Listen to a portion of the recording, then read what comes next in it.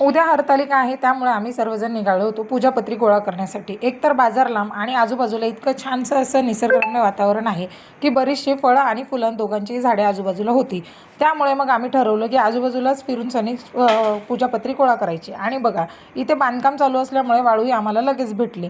त्यानंतर मग आम्ही जेवढी आम्हाला भेटली ती डाळिंबाची, सीताफळाची, पेरूची आणि निरनिराळी जेवढी आम्हाला फळं किंवा फुलांची जी झाडं किंवा झाडाची पानं मिळाली ना, ती दिदू काढून देत होती. आणि हे बघा, पोरांना कुठलीही गोष्ट म्हटली की हौसच वाटते. ज्याप्रमाणे दिदू झाडाची पानं आणि फुलं गोळा करायला लागली, तर मनू, नील, परी सगळेच लागले तिथे झाडांची फळं पानं गोळा करायला. आणि बघता बघता पोरांनी तर अख्खी पिशवी भरून टाकली. आणि शेजारीच ना तिथे मंदिर आहे आमच्या घराशेजारी, तर तिथेही गेलो. तर तिथे गेल्यावर झाडू मारलेलं चांगलं असतं असं आई फक्त सांगत होती. असं म्हणताच पोरांनी पटकन लगेच झाडू उचलले आणि झाडू मारायला सुरुवात केली. आम्ही गणपती बाप्पाचं दर्शन घेतलं, जरा वेळ तिथे निवांत बसलो, जरा छान वाटलं. आणि हे बघा, माझ्या गुडघ्याचं दुखणं काही बरं होत नाही. खूप दिवस झाले गुडघेदुखीपासून मी अतिशय जास्त त्रस्त आहे.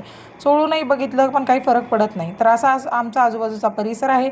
इथे चाफ्याची पानं आम्ही सगळेजण तोडत होतो. मग ती तोडून झाली आणि सगळ्यांची पूजापत्री गोळा केली आणि निघालो.